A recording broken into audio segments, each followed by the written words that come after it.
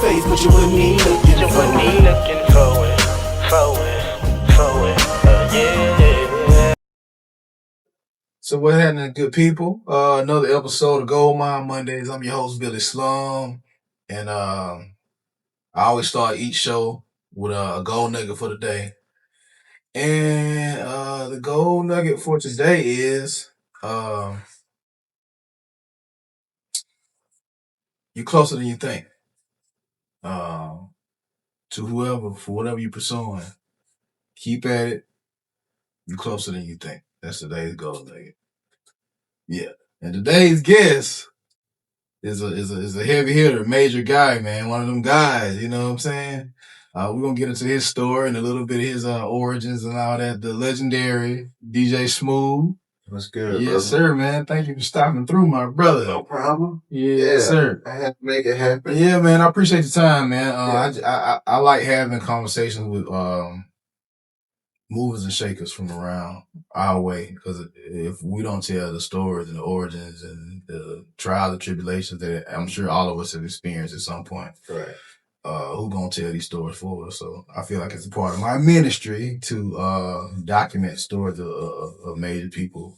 Yeah. I who still I be feel- tripping out when I be hearing all this, bro, because I'm like, I've been having my head down for like 30 years, so Mhm.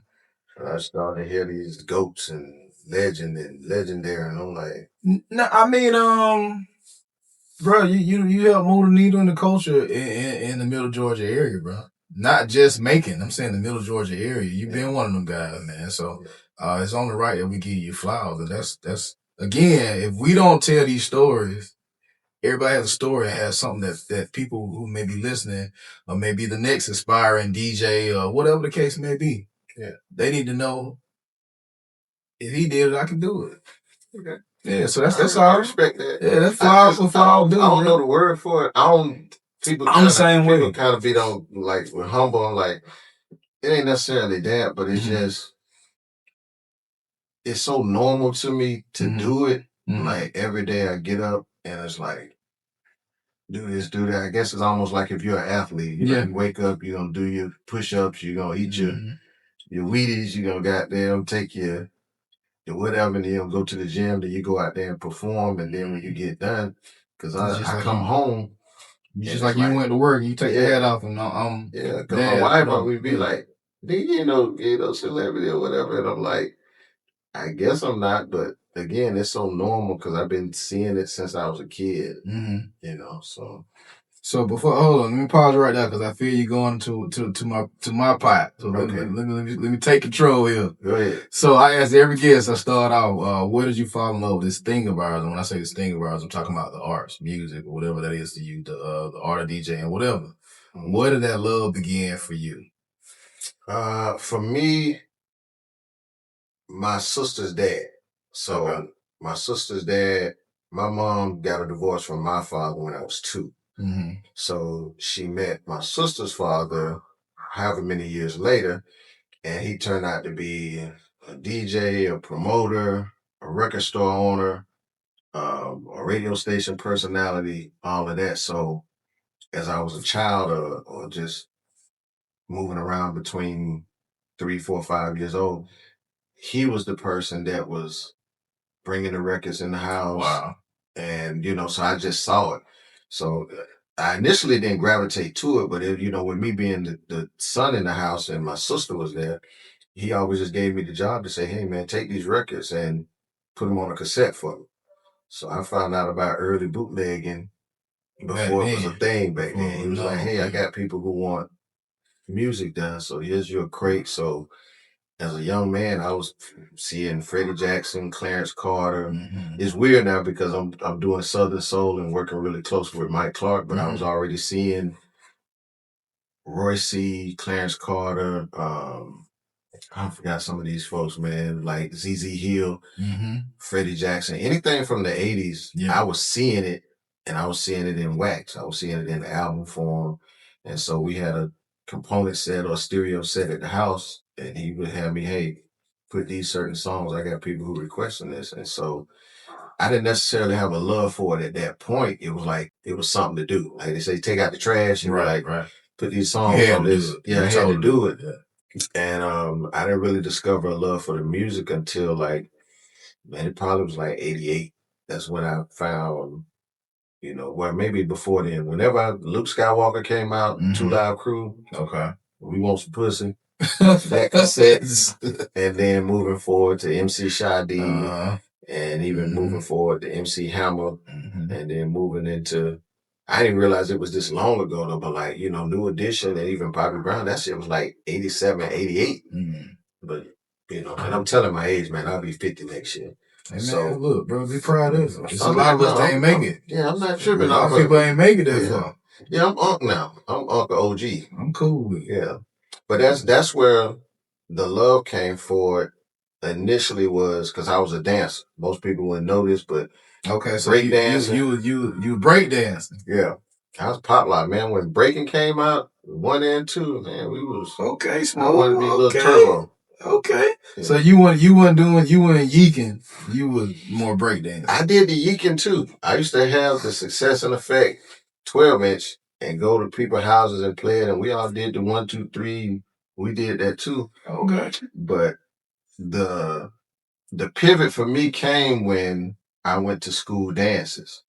So as a middle school kid, they would have a dance and they would have a white DJ there that would maybe play 2 black records. And then he goes into Guns N' Roses, AC/DC. So we'd be like, you got your arm folded. And then they finally play a Bobby Brown or MC Hammer. Then we go out there and dance and kick it. And something just clicked with me one day to be like, I know all the songs that people want to hear back to back to back. So, and when I figured it out, you get the girls dancing, but you ain't get no money. So when 2 and 2 came together, I was like, you know what? Let me play the music.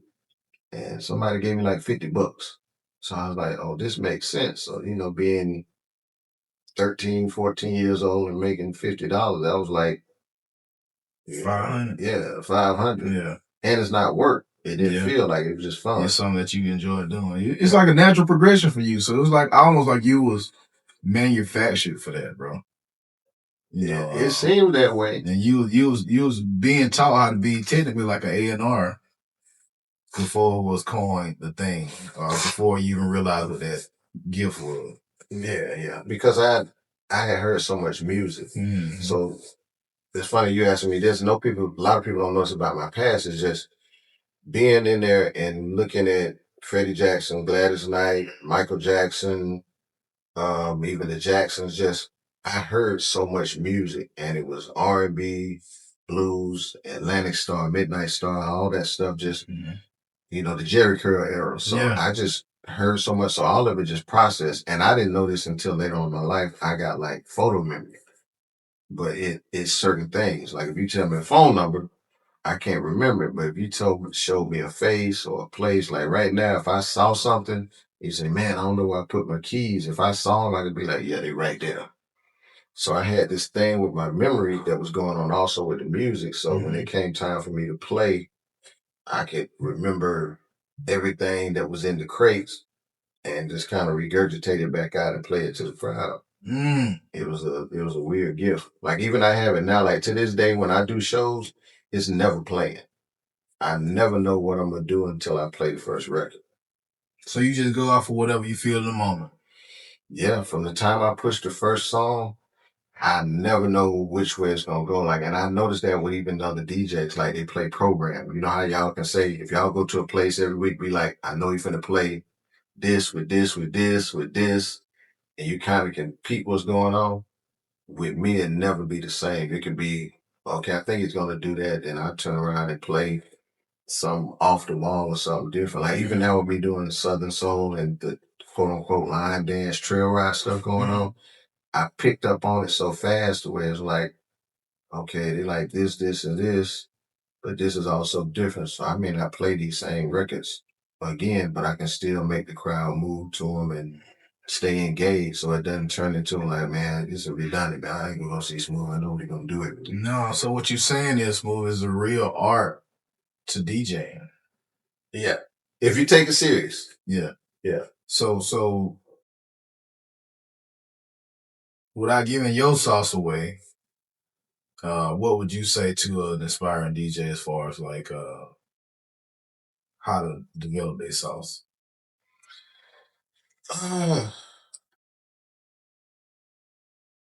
Borrow, steal, and create your own situation. Like with me, I never was a big chant DJ. Mm-hmm. So when I seen that, I kind of was like, well, I can do this or do that with it. So I could take what, like, just say like with AJ the DJ, Skills, Terminator, different people just have their own different styles. Mm-hmm. I can take everything from them and kind of put it into a pot and figure it out and then make it be me. Mm-hmm. So what I even with my style now, I have more of a comedic standpoint of it now. Like you've been to some of the places I be, Mm-hmm. and my shit talking game is real Yeah. good, or I can identify with people to say, hey, it might be his outfit, it may be his date, it may be what he's drinking or something, and I find a way to kind of give some shock value to it, opposed to just being on the mic all night. Because one of the things that it's not that I don't like it, but some of the style that people do is just like, I hate singing the songs. If the song is good, let the song play. Mm-hmm. You know, let the song work, but just get in there and find ways to manipulate it and get the crowd engaged with it and say, hey, yeah. you know, I so like that. opposed to me, I might set you up, and then when they say, it must be two sides. I don't want to say that. I like to cut the music off and let the audience feel the music and be in the moment. Yeah, be in the moment with it, opposed to, you know, no disrespect to y'all guys. No, not at all. But everybody got their own style, man. Their own That's style. Yeah. So, what do you think happened to the true art of DJing, man? Or do you think has it evolved? Is it still preserved in a sense, from your opinion, from being that you're a professional?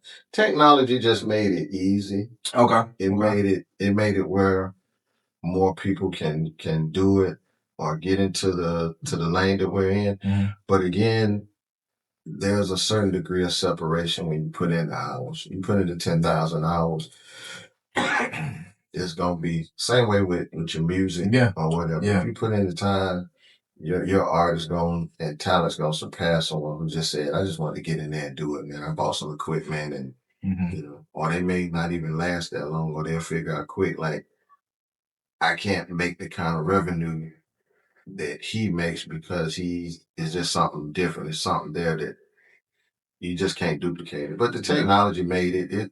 And I voice it a lot on social media to try to make them understand it. You know, people think I come off a little brash, but I'm like, when you do something for a living and you're passionate about it and you can make a living doing it, it's different than a person that just takes it as a hobby or just, you know, kind of throw it around like, man, I can go buy a computer, buy a controller and get up there and play. And they find that out too, because now when you ask a consumer or a client to say, they give me $1,000, they look at you really, really different versus if you got the time and years and the experience where they say, I recognize, well, I need to pay you that. Yeah, sure. You kind of tipped over into one of my questions when you talking about, like, you shout out some of your frat brothers as far as the DJ community. You shout them out. The one segment on Goldmine Mondays, I ask everybody is, what's your gumbo pot? And we all know gumbo is made of many different ingredients. Really, it can be whatever you want it to be. So I always ask people, what's your gumbo pot? Like, who what's your musical influence, or what kind of helps you develop your individual style, or what that could be anything, whatever you want to put in that pot. Because again, you covered everything. You've been on radio. Yeah. You are a touring DJ.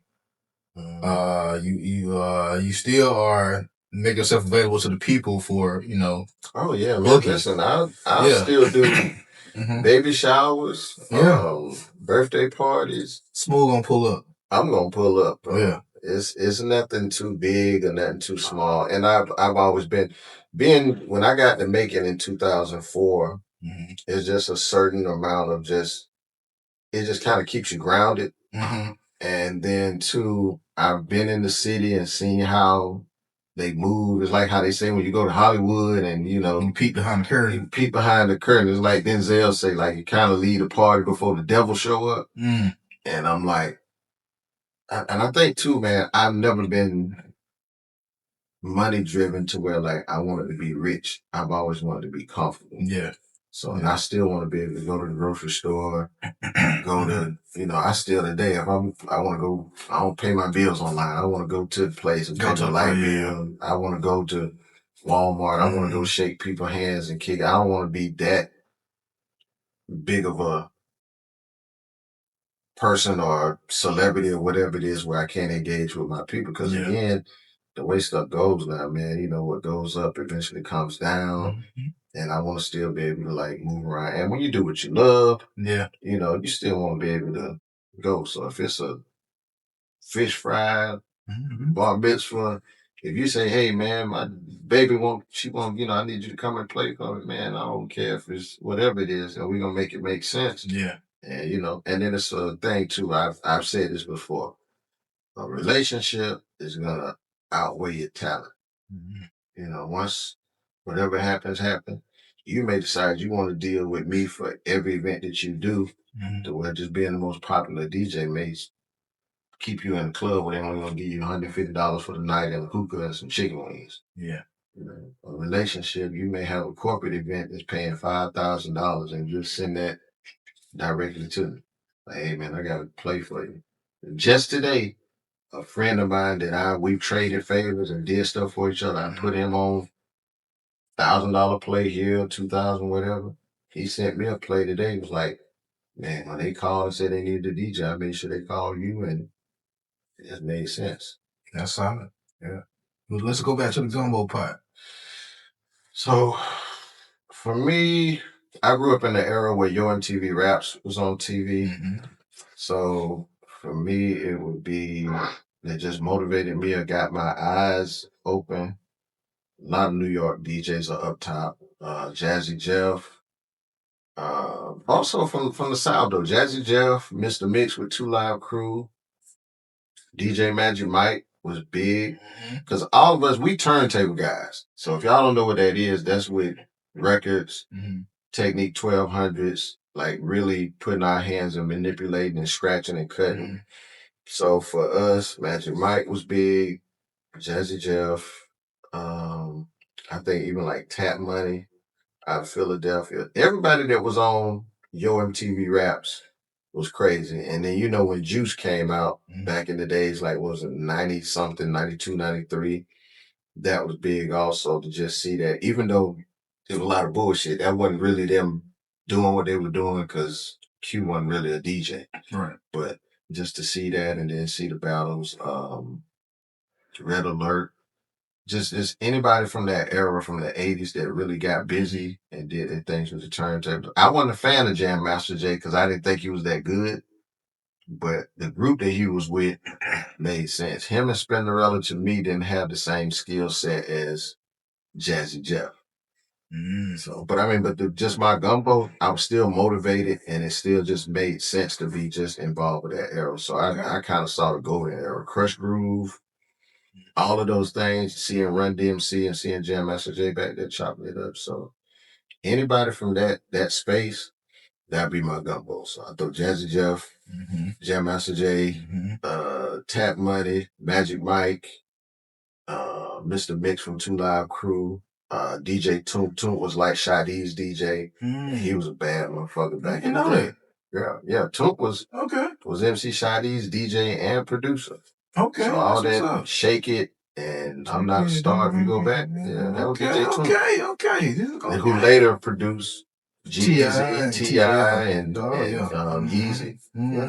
That's what's up, man. That's my dog. So it was always DJing for you from the gate. You never wanted to be on the mic, or it was always hell no. I couldn't rap for shit, bro. Yeah, you tried it. No.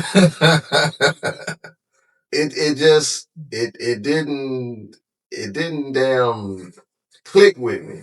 But here's the thing. The era that we grew up in the 80s, the rapper made it about us. So if you look at Jazzy Jeff, he's the DJ, I'm the rapper. Run DMC always talked about Jam Master Jay. Everybody in the late 80s talked about it. Dr. Dre in LA, they made it about the DJ. So we were actually just as big a star or just as equal as the rapper. So yeah, Never, for sure. yeah, I'm so just it saying never- that. I'm just curious to know, had you ever wanted to? But that's why, because we got to shine. Also, we didn't have to do that part of it. Yeah. So it seemed like we actually had almost a better job. And when they wasn't rapping, we were in the clubs. So it never hit me to say, man, I should get on the mic and do it. I probably should have progressed into producing, but that never. Stopping you now, man. What's stopping you now, man? I hate the studio. I hate to sit there and hear them damn beats going just to do this for 2 hours and see it. I like to see the magic happens and then they give me the finished product. Finished product. Okay, I got you. I respect that. Yeah, because I wasn't a video game guy, man. After Nintendos in the early 90s, I'm like, man, after playing Super Mario for about been a game. $10,000. I would play with my son, but that ain't never been my thing. So I never was one of those people that do it. So even with the studio, shit, I'm like, bro, y'all in here smoking, drinking, and just taking all day to do it. I'm like, man, I can go somewhere and enjoy my time. But see, you don't need a studio now, man. All you need is a computer, bro. I know. But that's what I'm saying. I think production is going to be something that I may graduate to once I do feel the need to put the turntables out. But even being aged out, what we do don't feel like work. A lot of people like, hey, man, you should sit down. They don't even know my demographic now, and especially working with Southern Soul. These folks is 40, 50, 60, still. Yeah, still having a good time, yeah. And still performing. I think Bobby Rush about 90. Oh, wow. Still on stage. Playing harmonica. So talk about that, man, because I was going to actually get into it. You jumping ahead of me again. I'm sorry. Man. Let me do my job. I'm sorry, I'm just playing with you, man. But nah, for real. Like I said, you're a touring DJ, man. Talk about, that move into, what you got going on currently. That happened because of my relationship with artists. Mm-hmm. Most of them I've seen from the start of their career, and it's just a progression of just saying, hey, man, when you do go on the road, and if you're an R&B artist, you don't start with a band. You're going to do a track show, and it just makes sense to have a DJ behind you. Or even with rap artists, when they first get on, I have a relationship with them, and they're like, well, man, I want you to be my DJ. And we just figure it out and go. But a lot of them, man, I did it for free. I did it just because I enjoy helping and seeing the artists get to the next level of their career. And the position that I was in with them, I would be with them that window before they turn into the superstar. So whether it was out with Young Jock in the beginning, Lil Donald, Travis Porter, like even what's going on with Mike Clark now, it's like we got Killer out there with it. So I'm like, when they get to a certain point, if you need me, I'll be out there. But certain shows, I come out there and do my thing. But it's fun, but it's not fun. Because I went on the bus with Waka Flocka for Shreveport. We went out for a short run. It ain't fun as people think it is, man. Being on them buses and them bumps and niggas and stanking feet and all that stuff that go into it. So the stage show, if you can just show up and do the show, that's cool. But the traveling and all that, it ain't as fun as people think it is, unless you just, want to do that and travel. Because I don't got now where I just want to come on home and do it. But if I can show up, knock it out and go, it's cool. And I'll say this too. If you're a working DJ, touring DJs, the money ain't as great unless you're with a Future or, you're with an A-lister. They're probably taking care of you pretty good. Your per diem is all good or whatever. But for the most part, if you just touring with some of these guys, man, the money is, if you got you a nice home base, can make you some money and then go home. I treat it like it's like truck drivers. If you got to drive all the way to California and Texas and be gone and just on that road versus doing some stuff where you can bring your ass back the same night. Spot day type. Yeah, that makes sense. Okay. But it's all relationships, man. Most people I've known them and they say, man, just come on the road with me. And I do it for a few days and then I'm like, yeah, man, I'm good. We're going back to work. Get back to your comfort zone. Yeah, get back. But I think you earned that right, man. You've been putting it down for a long time as far as like again the Middle Georgia area, man. Talk about your origins and what brought you to making DJ Skills. Mm-hmm. That's who Shout out brought. Skills. Well, two people. Okay.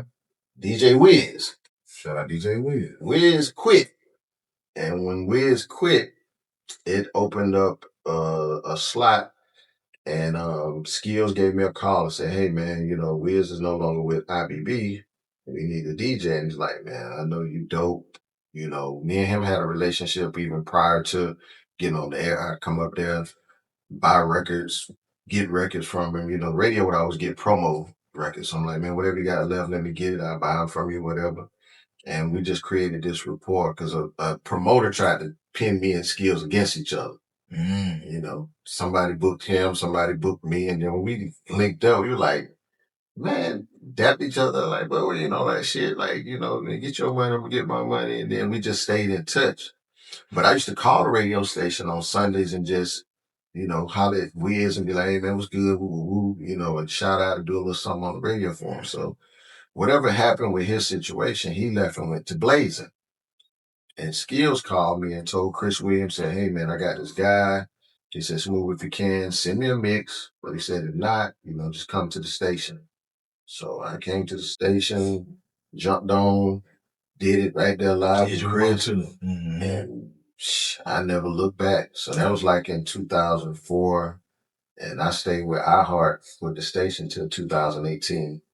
That's all right. It's solid, man. So you had a pretty fulfilling ride, man.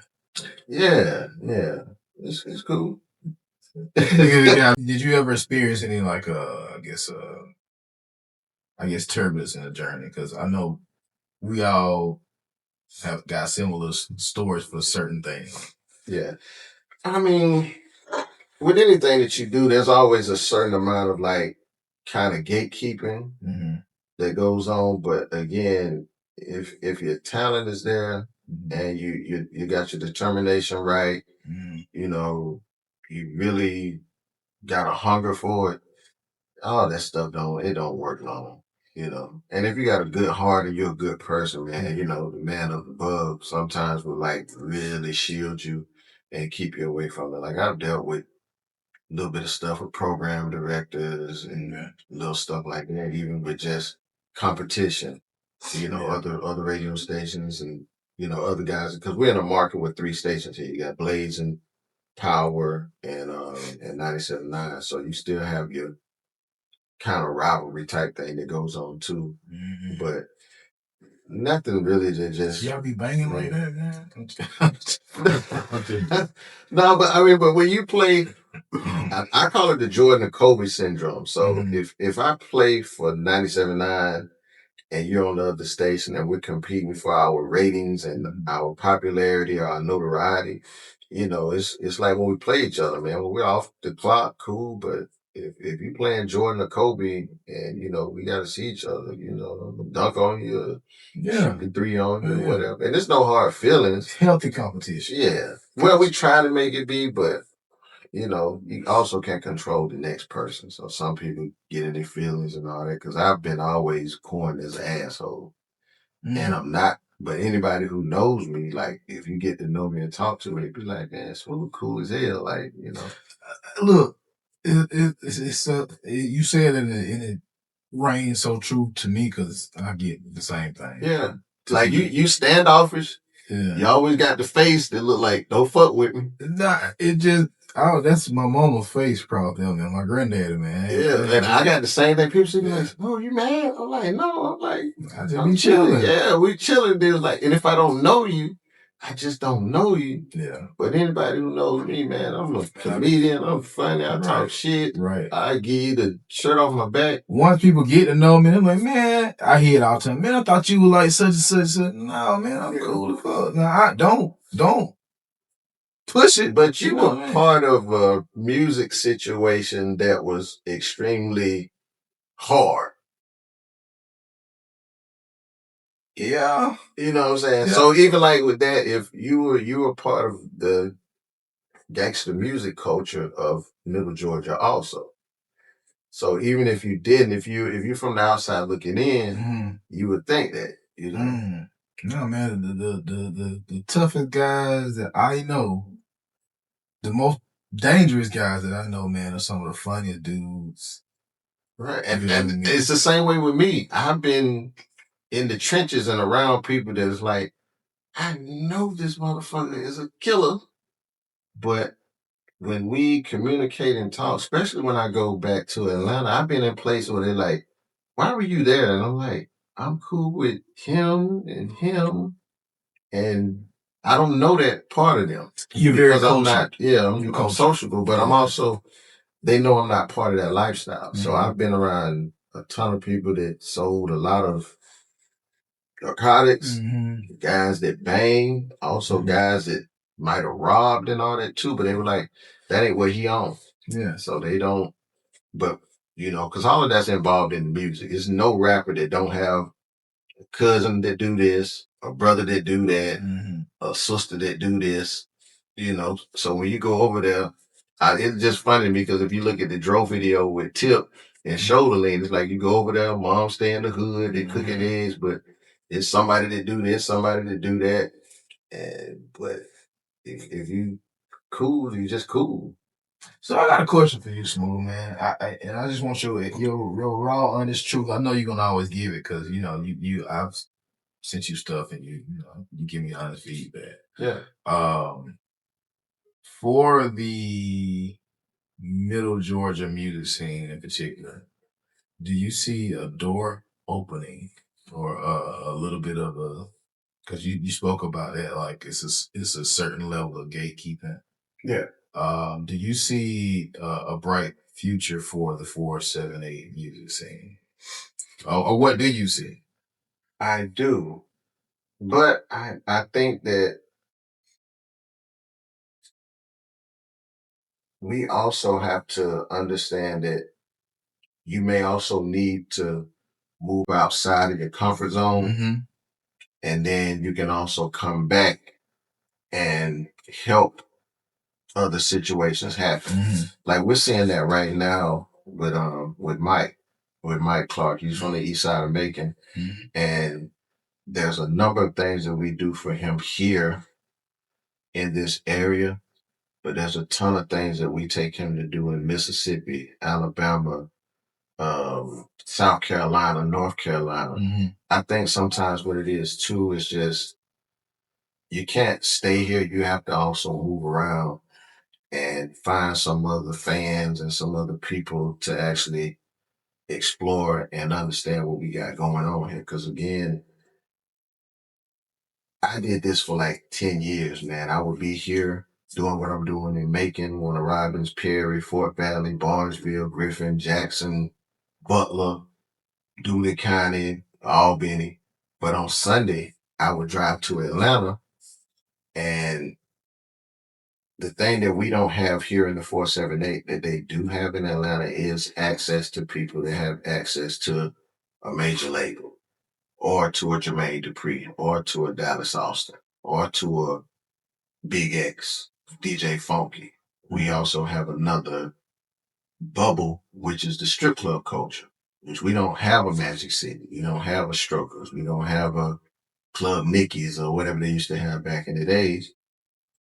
And it's just a bigger scale and a bigger market. You know, I always say it like this: Tyler Perry didn't exist in Atlanta till recently. So if you wanted to do acting, you had to go to California or go to New York.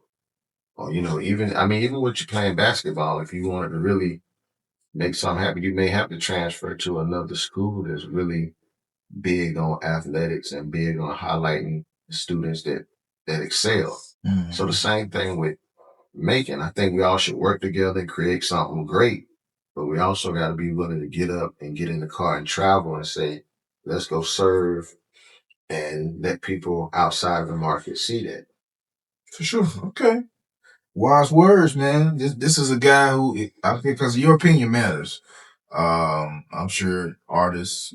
I don't know. Well, I would assume artists approach you about getting their music critiqued or played or Yeah, I've been getting that for a number of years. yeah. So I mean, your expertise and your advice it matters, man. It does, but do they listen? Well, so That's So I get it, but so just to give you the artist perspective. So if you got bills to pay, you gotta work until the thing takes shape and form. Um, it may take you a little while to cover as much ground as somebody who has a team and funding and all that. So But I'll say this though, bro. I never had a lot of money when it came to me moving around in the city to get access to those people that I know. Cause I mean, I stood in line. I used to go to prime time, bro, and I'm like, I know everybody because they had concerts every week. So me being at prime time in Atlanta and Decatur, I ran into the game. I ran into Charlotte, this person, and like everybody who was somebody, they came there because they threw the major concerts. And this is a cheat code that I even tell artists. I'm like, even when you go to these shows, like even if you're in Macon and you're going to a concert that OG Ball, Ric Flair, any of those guys are throwing, come there ready and prepared to serve the consumer. Fuck getting on the stage and trying to do one song with them or whatever. If I can go buy 5,000 flyers for $150 and put my scan code on it or whatever, or put something on the flyer that says your chance to win $500, just download my song. Even if you don't do it. There's another thing. Who's ever seen who won the Monopoly at McDonald's? The $1 million Monopoly game. You never know who won it. You got a point. But you be in there buying French fries and peeling that shit off. Got a point. And looking. So again, so when you go to these places, that's like even with me, I'm always prepared. Wherever I go, what do you see right here? Yeah. What do you see? Yeah. Yeah. It's always something that's gonna make you remember my name or see me or whatever. If it's even hard card business cards, I got a digital card. If you scan the code, my shit pop up. So I've always marketed myself like I was a rapper or an entertainer or somebody because I'm like, I want y'all to remember me. I want you to call me back. And I've always pushed that on artists. I'm like, what are you doing other than showing up and want to get on stage and do 5 minutes when you got 4 hours in the club to convince everybody in there like, you that guy. I'm that person or here's something. I'm like, even if they on the flyers, to take flyers and throw them in the toilets so a nigga can piss on them. You got to look down at it. And, Wow. you using the bathroom. I learned that in Atlanta. Niggas used to throw the flyers in the stalls or in the stand-up shits or whatever. So when you down there looking at what you doing, you pissing on like, damn, man, what the hell is this rapper? Yeah. Same thing like with bro. I used to go to the clothing store in the gallery, in the Macon Mall. Every time I went in there to try on some clothes, either the Platinum Fubu or whatever, the fucking poster that said shop with me was in there. I never knew that was who it was. I just kept going in there and I'm changing, putting on my pants and trying on my outfit. And I look up, this damn poster in that motherfucker say, come shop with me. So fast forward to when things started to progress, I already knew or had something embedded in my head about this artist and said, well, let me go check it out. So that's my thing. And it still works to this day, man. You can do guerrilla promotion, which is regular hand to hand. You can do your social media. If you got the budget, you got money to put $50 to $100 on a sponsorship or a boost, do it. But if not, like everywhere you go, I have people all the time. They be like, man, why you got your name on everything? If you see me when I DJ, it's on my tablecloth, it's on my computer, it's on my hat, it's on my then I might have a shirt that say it's like 10 different things to make you identify with. So as an artist, I always push that on them too. Say do the same thing.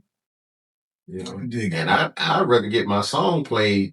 I'd rather shoot if I can't get on that show or they're doing a big concert. If I got to pay $500 to open up for that artist, I'd rather take that because me and you both, we know how this goes. Who's ever probably DJing is probably not making what they should make for DJing that event. So with my mindset, I'm going to say, let me go up here and shoot this nigga $150. I want my song played at least 4 times.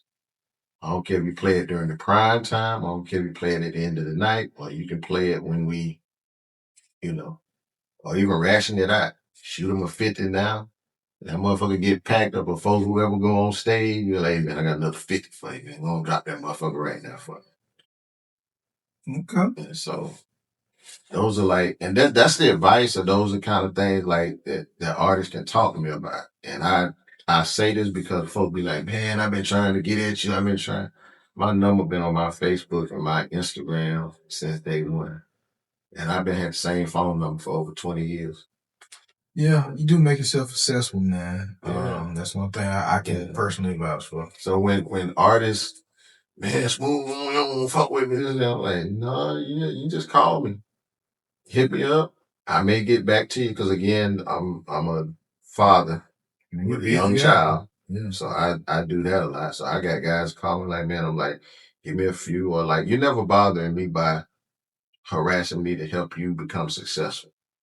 You know, you try to figure out a healthy medium of being persistent. And, and sometimes being persistent, you may get on a person's nerves a little bit, but for me, I never turn my back or just block a person because I'm like, I seen Shawty Low at the 20 grand hand me the CD to say I'm the man. And I was like, what the fuck is this? I listened to it, I was like, did cool. I said, damn, it's repetition.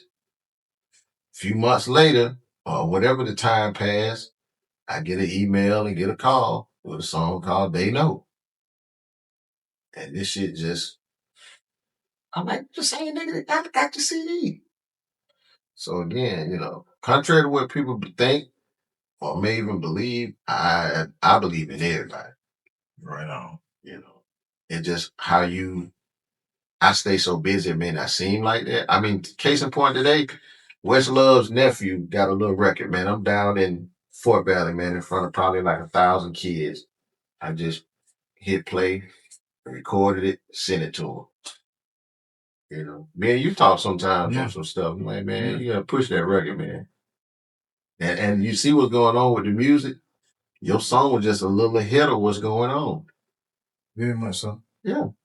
Like all of Mike records now, we doing up tempos on them. They sound just like Planet Rock, Freak It. Yeah. And all that. And your song is right in that same BPM and that same vein. Same lane, yeah. I remember from a time, man. Yeah, but it's still, they don't know. Like with TikTok, and that's the thing with technology that's cool.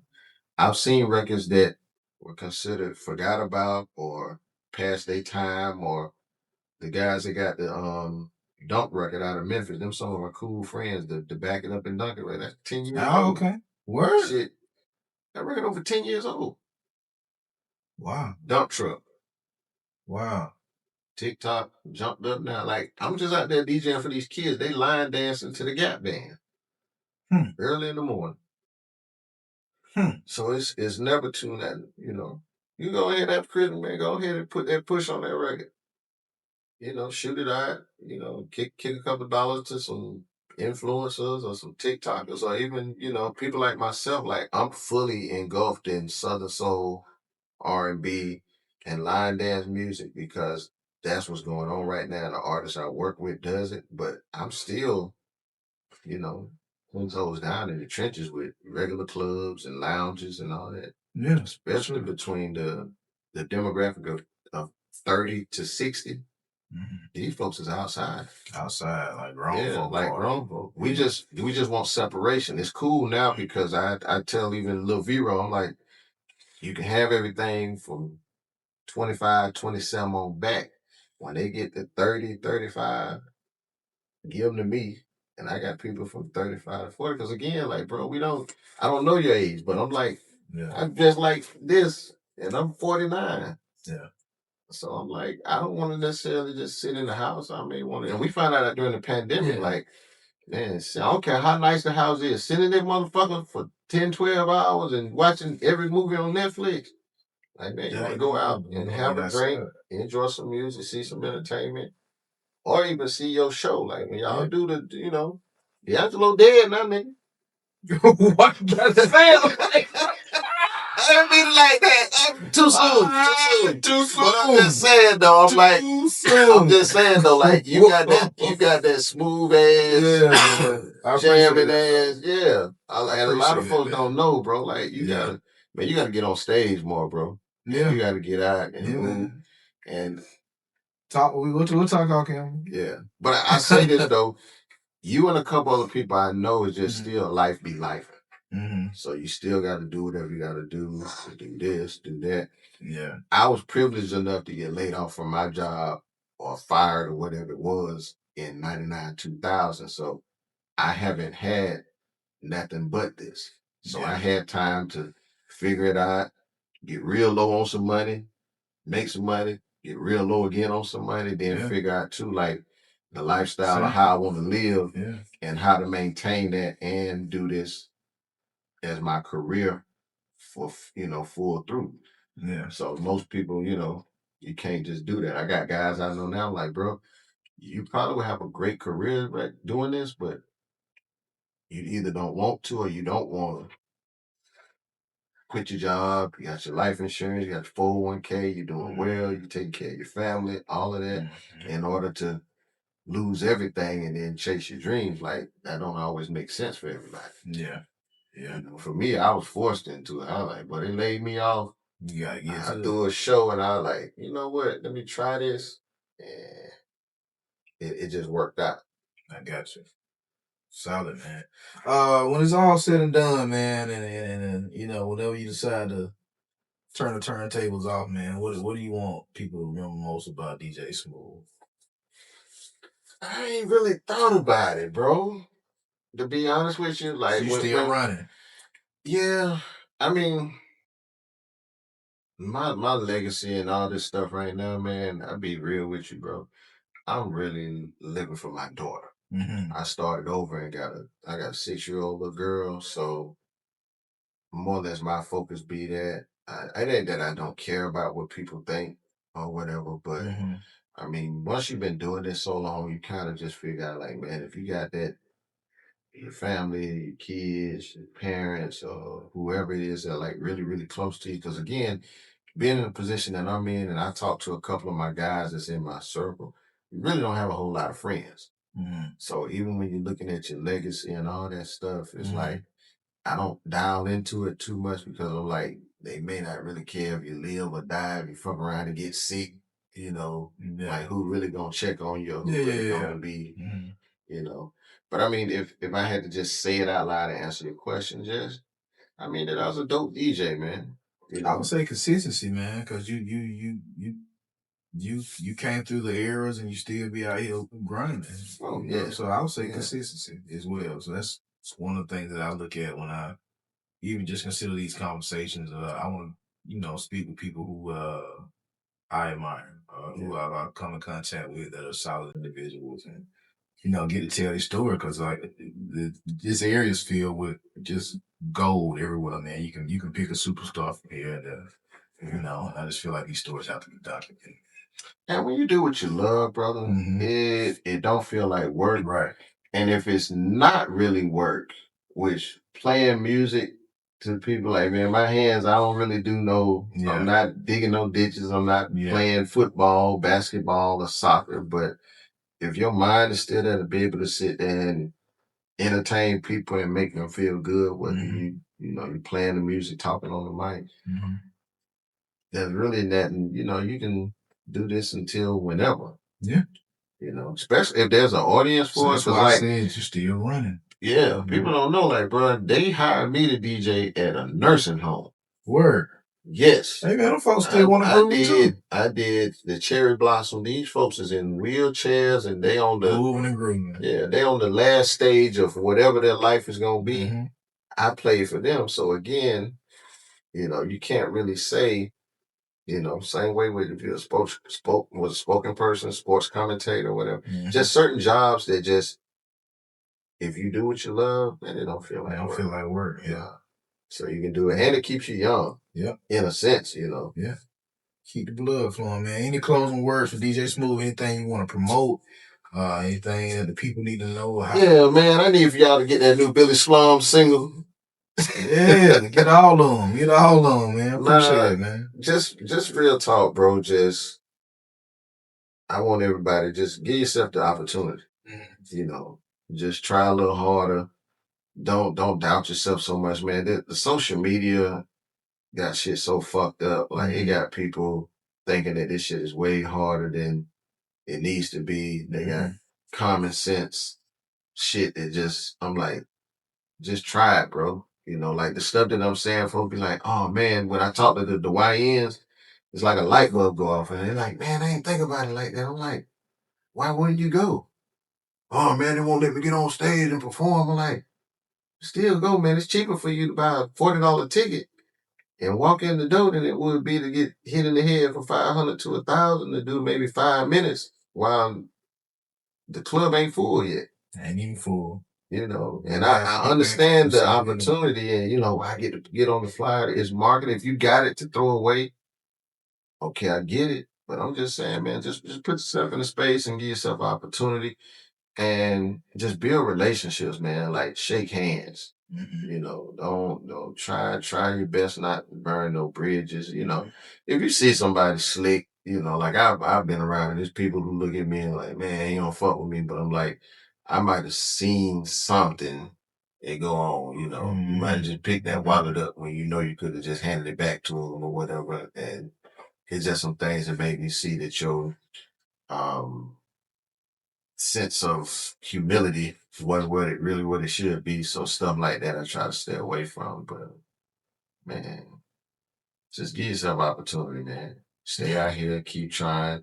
And like you said, if you never quit, bro, it's a lot of people, man. You one play, one handshake, one spin, one just opportunity away from whatever it is that you're trying to do. And if you look at everybody's interview and everybody's story, I'm like, especially Steve Harvey, man, he got the most heartfelt stories. Like, man, he was down bad and just called back and the answer machine was there. So again, I've had situations where I'm like, maybe I shouldn't have did this, but you know, you still just gotta try it and see what happens.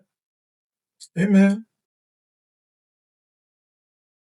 Wise words from a wise man. I ain't got nothing else to say. I appreciate your time, my brother. It's all good, man. Yeah, man. Come back and do it again, man. We'll see how you hit it. Chop this motherfucker up. We should, man. It's Goldmine Mondays. I'm Billy Sloan, DJ Smooth. Yeah. Oh, man, let me tell you how to follow me, man. Follow me on Instagram at DJ Smooth Middle Georgia.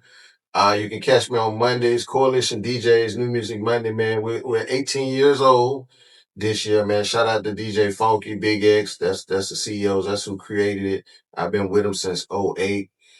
Facebook, Garfield DJ Smooth. That's my real name. I was named after my granddaddy. But and y'all make sure, man, y'all go check out Mike Clark Jr. We got a big record right now, Cups in the Air. Keep on stepping. Shout out to the team, man. He's actually signed. He's from Macon, Georgia. He's signed to Atlantic Records / College Park. Shout out to the team, man. Snap, Ray, myself, Killer, Derek, Mr. College Park. Like, man, we really doing something special, and we doing it right here in the 478 in Macon. He's from the east side of Macon, Georgia, 21 years old, and he's making some noise in the Southern Soul community. So, we need to lock in, man. We need to get y'all in there, collab. I wrote for him. Yeah. See there? I wrote for him. Yeah. The song is on the deluxe edition. Okay, yeah. You over there with Craig? Yeah, for sure. So Come on, go. man. So we going crazy. I'm trying to write some more for him. So we're going to talk. I don't get into that, but lock in with Ray, Snap, and Craig. Because I told you, I don't do that studio shit. Yeah. That's my second home. Yeah, he's got some talent, got some real stuff going on, man. So we're going to see something special. And that's going to open up a door and a gateway. So all the Southern Soul artists, come on, man. We're going to work. That's what it is. It's Goldmine Mondays. We go. Yes, sir. Got a gold mine right in your face, but you wouldn't even look at your